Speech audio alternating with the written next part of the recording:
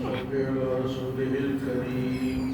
ما بعد فأعوذ بالله من الشيطان الرجيم.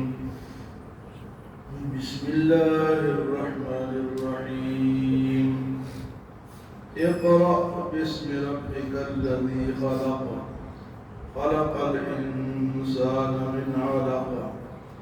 اقرأ وربك الأكرم الذي علم بالقلم علم الإنسان ما لم يعلم.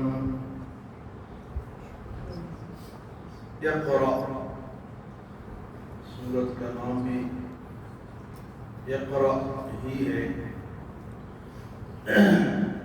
اور دوسرا نام اس کا علق بھی ہے۔ سب سے پہلے جب وحی نازل سرکار دو عالم صلی اللہ علیہ وسلم کی عمر مبارک جب 40 برس کی ہوئی تو آپ صلی اللہ علیہ وسلم تنہائی پسند ہو گئے، دنیا سے کٹ گئے تھے اور اللہ کی یاد میں چلے گئے۔ آپ صلی اللہ علیہ وسلم گھر سے غار حرا جاتے اور وہاں اللہ تعالیٰ کو یاد کرتے، تو کبھی 10 دن، کبھی 1 ہفتہ، کبھی مہینے تک بھی آپ وہاں پر رہے۔ تو سب سے پہلے جو وحی آئی وہاں پر ایک دن جبرائیل علیہ السلام آئے اور یہ وحی لے کر آئے کہ اقرأ، آپ پڑھیے بسم ربک الذی خلق، اپنے اس رب کے نام سے جس نے پیدا کیا ہے۔ اب حضور صلی اللہ علیہ وسلم نے آگے سے فرمایا کہ میں پڑھا ہوا نہیں، ما انا بقارئ۔ جبرائیل علیہ السلام کہتے ہیں کہ پڑھیں، آپ فرماتے میں تو پڑھا ہوا نہیں۔ اقرأ، آپ پڑھیے بسم ربک الذی خلق، اپنے اس رب کے نام سے جس نے پیدا کیا۔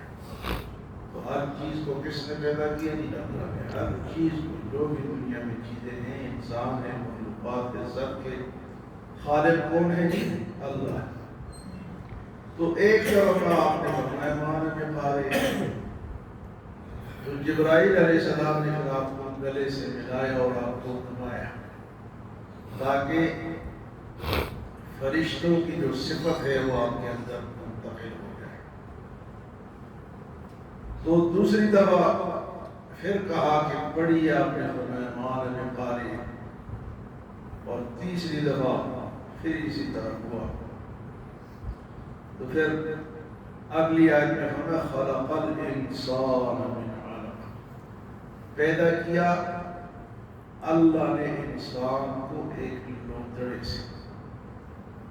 اللہ کی شان یہ ہے کہ اس نے انسان کو ایک لوتھڑے سے پیدا کیا۔ اب نبی جو ہوتا ہے، کہتے ہیں ہمارے نبی امی نبی ہے، پڑھے ہوئے نہیں ہے، تو نبی کسی کا شاگرد نہیں ہو۔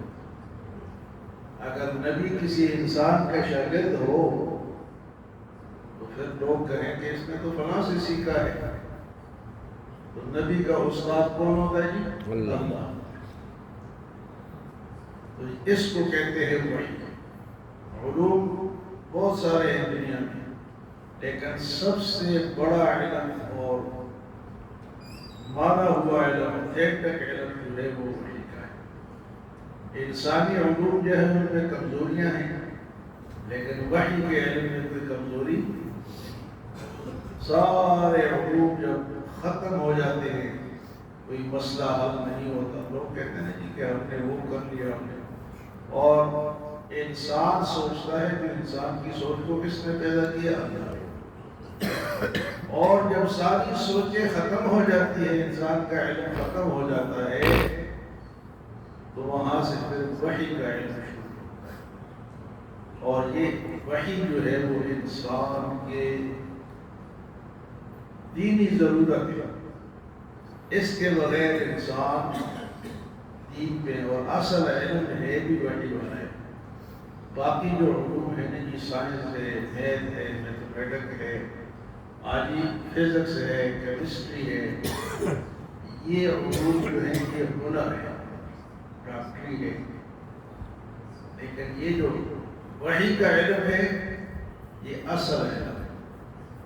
وہ دنیاوی علوم جو ہے وہ ہنر ہے. لوگ ایک ہنر سیکھتے ہیں اور اس ہنر پر پھر آگے اپنا کام چلاتے ہیں. لیکن وحی کا علم جہاں دنیا کے تمام علوم ختم ہوتے ہیں، وہاں سے آ کے اللہ کا علم شروع ہوتا ہے. اور وہ انسان کی رہنمائی کے لیے وحی کی ضرورت ہے. ورنہ انسان یہ جتنے بھی ہم دین کے کام کرتے ہیں، اگر وحی نہ ہوتی تو ہماری رہنمائی کس طرح ہوتی، ہم کس طرح کرتے ہیں؟ یہ وحی کے ذریعے سارے یہ علوم اللہ پاک نے اپنے نبی کے ذریعے سے عطا کیے ہیں.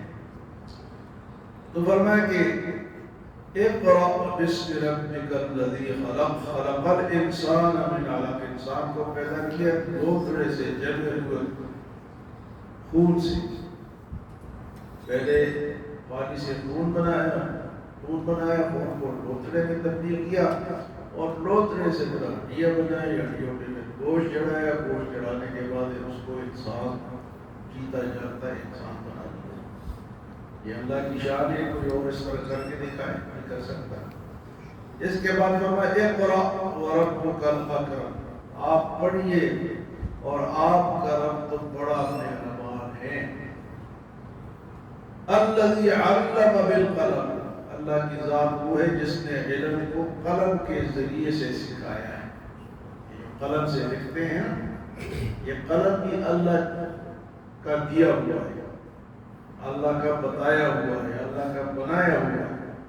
نون والقلم وما یسطرون، قلم کا ذکر قرآن میں کئی جگہ ہے. تو یہاں فرمایا الذی علم بالقلم، انسان وہ ہے جس کو اللہ نے لکھے گا تو پھر سمجھ میں آئے گا نہیں. تو یہ لکھائی قلم کے ذریعے سے یہ بھی اللہ پاک نے انسان کو بتایا. علم الانسان ما لم یعلم، اور انسان کو وہ کچھ سکھایا تو پہلے یہ نہیں جانتا. میری علوم ہے ان کی ابتدا وحی سے ہوئی، قلم کے ذریعے سے ہوئی. اور جب یہ وحی نازل ہوئی قرآن کی، یہ سب سے پہلی آیات ہے جو حضور صلی اللہ علیہ وسلم پہ نازل ہوئی. قرآن سب سے پہلے یہ آیات ہے، یہ 5 آیات سب سے پہلے نازل ہوئی. قرآن یہاں سے شروع ہوا. تو آپ پہ جب یہ آیات نازل ہوئی، یہ تو وحی جو ہے نا، وحی یہ اللہ کا کلام ہے، اور جتنے اللہ بڑے ہیں اتنا اس کا کلام بڑا ہے. تو آپ پہ اس کا اثر پڑا. سورۃ مزمل میں آپ نے سنا انا سنلقی علیک قولا ثقیلا، میں آپ پہ ایک بھاری کلام نازل کرنے والے ہیں. انا سنلقی علیک قولا ثقیلا. تو آپ واپس گھر آئے اور آپ کب کھپا رہے ہیں، اور حضرت خدیجہ سے کہا زملونی زملونی زملونی، میرے اوپر چادر ڈالو، میرے اوپر کمبل ڈالو، مجھے کوئی چیز اڑا دو. آپ کو سردی لگ رہی تھی اور کب کپا رہے ہیں. وحی اللہ کی اتنی بڑی چیز ہے، اللہ کا کلام کتنا بڑا ہے. اتنے بڑے نبی، لیکن پھر آپ پہ بھی اتنا اثر ہوا. آپ نے حضرت خدیجہ سے کہا کہ اس طرح میرے ساتھ ہوا ہے. آپ پریشان تھے تو حضرت خدیجہ نے کہا آپ کو تسلی دیے کہ آپ پریشان نہ ہوں. آپ تو ایسے انسان ہیں کہ آپ لوگوں کی مدد کرتے ہیں، بیواؤں کی مدد کرتے ہیں، اخلاق والے ہیں، لوگوں کی مدد کرنے والے ہیں. آپ پریشان نہ ہو، آپ کا رب آپ کو اکیلا نہیں چھوڑے گا. اس دور میں حضرت خدیجہ کے چچا زاد بھائی تھے ورقہ ابن نوفل، وہ عیسائیت کے علم پہ، عیسائیت کے دین پہ تھے. حضرت عیسیٰ علیہ السلام کا دین اس سے پہلے تھا. تو وہ حضرت عیسیٰ، باقی لوگ تو مشرک تھے لیکن وہ حضرت عیسیٰ علیہ السلام کو ماننے والے تھے اور حضرت عیسیٰ علیہ السلام کے طریقے کے، تو ان کے پاس لے کر گئی تو کہا کہ آپ اپنے بھتیجے سے پوچھیں کہ ان کے ساتھ کیا ہوا ہے۔ جب ورقہ ابن نوفل نے پوچھا، آپ نے فرمایا اس طرح ایک شخص آیا اور اس طرح مجھے کہا کہ پڑھیے، میں نے آگے سے یہ جواب دیا، انہوں نے مجھے پھر سینے سے لگایا۔ تو ورقہ ابن نوفل نے کہا یہ تو وہی علم ہے جو کہ موسیٰ علیہ السلام کے اوپر آتا تھا، یہ وہی ناموس ہے اور یہی وہ علم ہے جو کہ موسیٰ علیہ السلام کے اوپر آتا تھا۔ تو آپ کو مبارک ہو، آپ اللہ کے نبی۔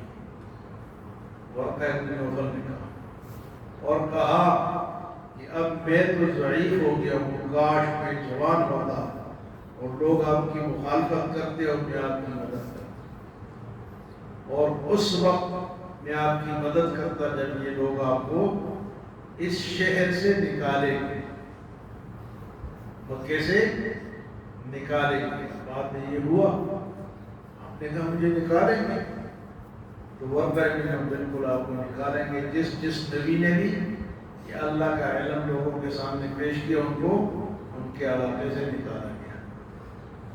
تو یہ اقرا سورت کی ابتدائی آیات ہے، یہ اس کا شأن نزول تھا۔ تو مزید اس کی جو آیات ہیں وہ کل کے درس میں انشاءاللہ پیش کی جائیں گی۔ اللہ ہمیں سمجھ اور عمل کی